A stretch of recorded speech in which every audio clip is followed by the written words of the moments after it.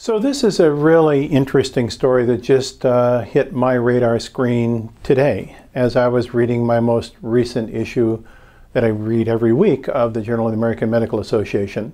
And I'd like to share it with you because I think it has some broad-reaching implications, even if you're not in the medical world. This particular little discussion, I think, might have impact. So let me start off by the medical conundrum that started this discussion in the article that appeared in JAMA.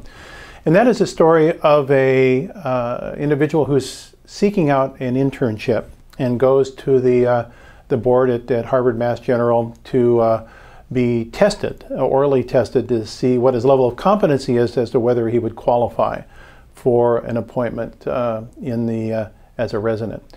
And it's a really grilling kind of discourse and inquiry by the senior people and renowned professors of medicine.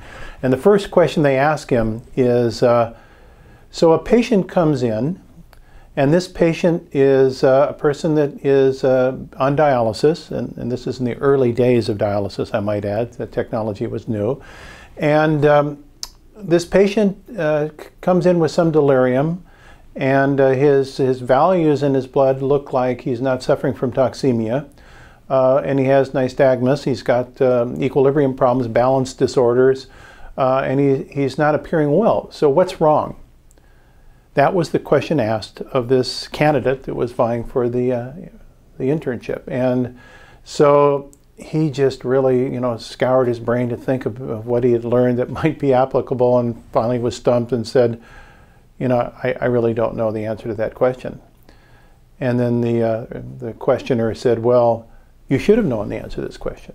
That dialysis, takes things out of the blood, not just toxins, but other things. And one of the things it takes out of the blood is vitamin B1, thiamine. And this patient was suffering from Wernicke's encephalopathy, which is an example of vitamin B1 deficiency. And therefore, the smart physician who treated this patient, who knew what it was, gave him an infusion of thiamine, and he was cured. And you should have known that.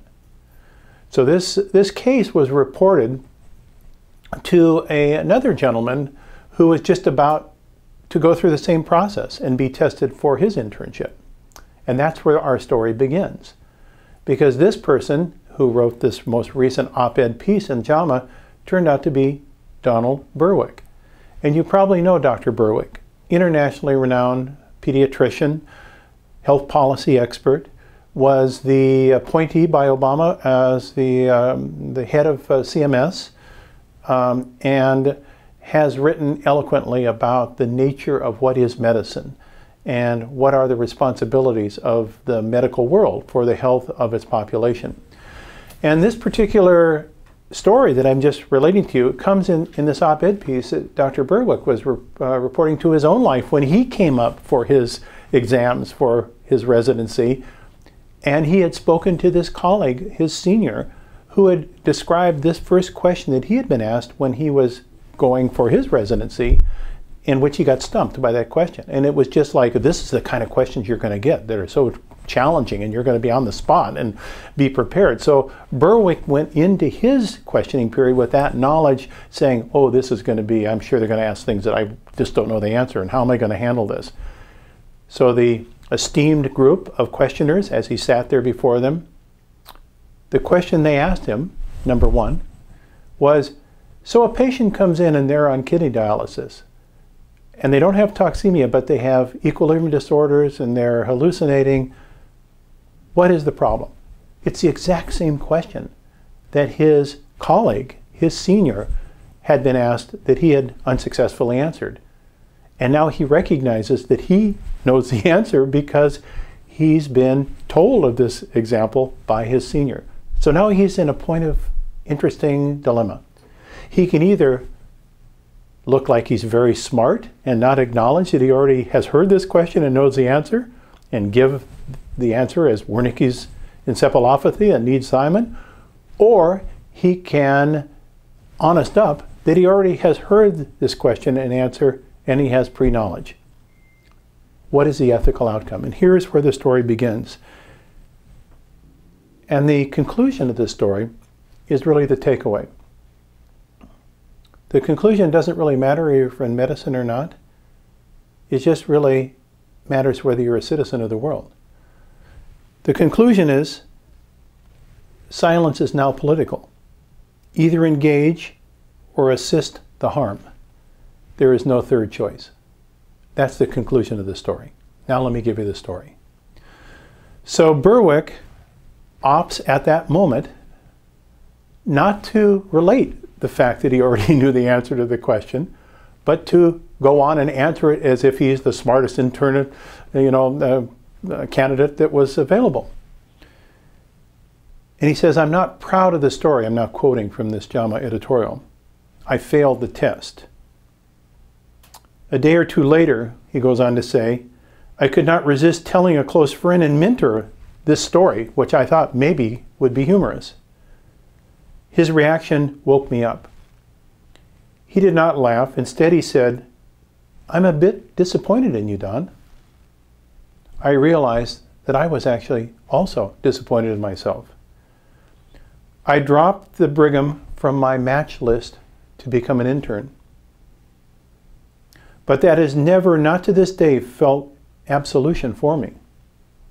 A choice came, a little cat feet, as Carl Sandburg's poem said about fog rolling in on little cat feet. And for me, to tell the truth or not, when not is perhaps in the short-term self-interest, was a bad decision. He goes on to say things in the close of this editorial that I think are very profound and a watchword for all of us as moral choices. This editorial is entitled Moral Choices for Today's Physicians, but we could just insert any other person other than a physician in this and it would be applicable. He goes on to say, in the past, an exploration of moral choices might have stopped with two levels: personal honesty and proper organizational citizenship. But times have changed and the stakes and values are much higher. He goes on to say that ethics cannot be taken for granted, not when the interests to be served are those of society as a whole. The symptoms of organizational gluttony are rampant, and the damage is severe. There is a sense of unfairness, this self-interest, the defense of local stakes at the expense of fragile communities and disadvantaged populations goes far, far beyond the health care itself. In my view, I'm quoting now from Dr. Berwick's editorial, the biggest travesty in current U.S. social policy is not the failure alone to fund healthcare properly or the pricing games that are now being played by healthcare companies, but rather it is the nation's criminal justice system, incarcerating and then stealing the spirit and hope of far by a larger proportion of our population than any other developed country in the world.